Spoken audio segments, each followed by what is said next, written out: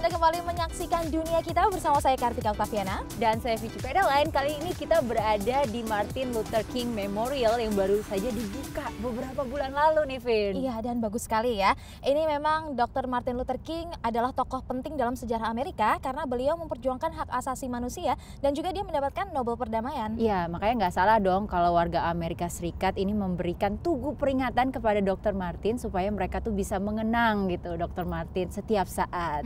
Dan memang posisinya juga bagus banget ya di National Mall yang dekat dengan dua memorial lainnya Presiden Amerika Serikat yaitu Lincoln dan Jefferson Memorial. Nah, berhubung karena bulan Januari adalah bulan kelahiran Dr. Martin, makanya kita ingin mengajak pemirsa Dunia Kita untuk mengenal lebih dekat tentang Martin Luther King Memorial.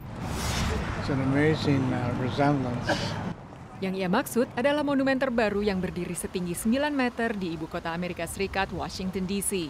Taman di sekeliling patung tokoh perjuangan persamaan hak sipil Martin Luther King Jr. ini dipenuhi ukiran berbagai kutipan dari pidato dan tulisannya.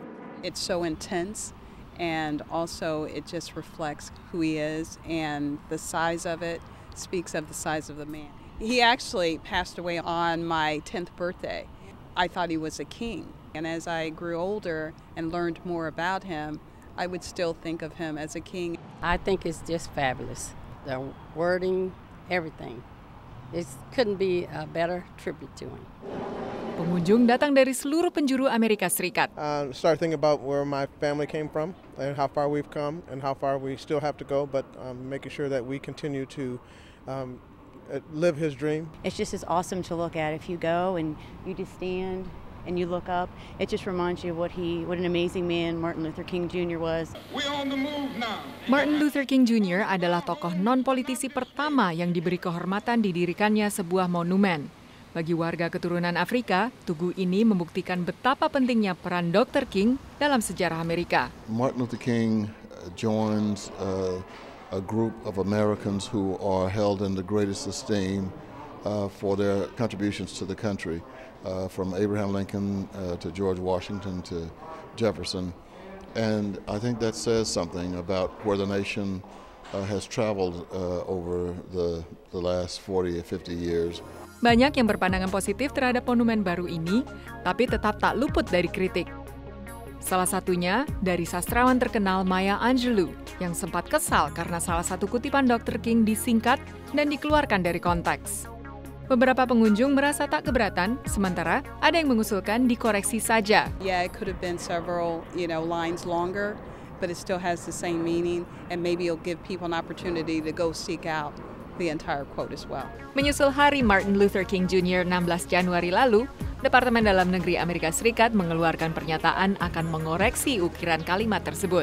Sejauh ini belum diketahui sejauh mana koreksi akan dibuat atau adakah alternatif pengganti yang lebih akurat.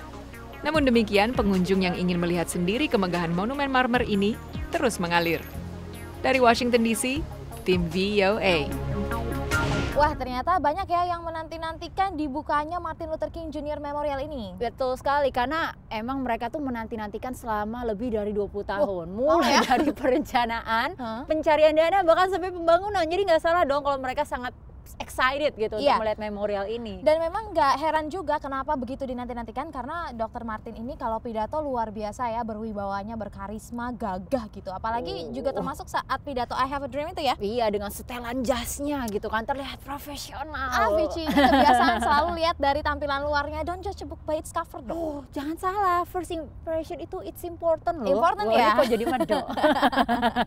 Tapi yang jelas kalau misalkan ngomongin tentang penampilan ya, ada salah satu kampanye Dress for Success. Ini kampanye dari sebuah organisasi yang dibentuk oleh Dr. Martin Luther King sendiri gitu. Jadi mereka ingin membuat supaya generasi muda ini lebih peduli terhadap masa depan, terus juga terhadap penampilan mereka supaya terlihat sebagai profesional muda. Jadi dress up layaknya Dr. Martin Luther King gitu?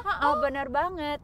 Pengen lihat seperti apa sih kampanye Dress for Success ini? Ini dia liputannya. Pada saat-saat terakhir sebelum pejuang persamaan hak sipil Martin Luther King Jr. tewas tertembak, ia bersama organisasinya giat membantu warga muda keturunan Afrika di Memphis, Tennessee. We're getting ready to demand jobs and income. We are tired of our children having to attend overcrowded inferior school. Lebih dari 40 tahun setelah peristiwa penembakan yang menewaskan pejuang persamaan hak sipil Martin Luther King Jr., sekolah-sekolah di Memphis, Tennessee rawan kekerasan dan kenakalan remaja. Kini, SCLC, organisasi yang didirikan Dr. King, ingin menghidupkan kembali perjuangannya. We feel that there is a lot of self-inflicted slavery. When you talk about black-on-black crime, when you talk about young people getting in gangs and doing negative activities, because all of those are hurting our community and hurting the advancement of African-American people. Anthony mantan anggota geng, tapi kini ia tergabung dalam program Dress for Success yang diselenggarakan SCLC.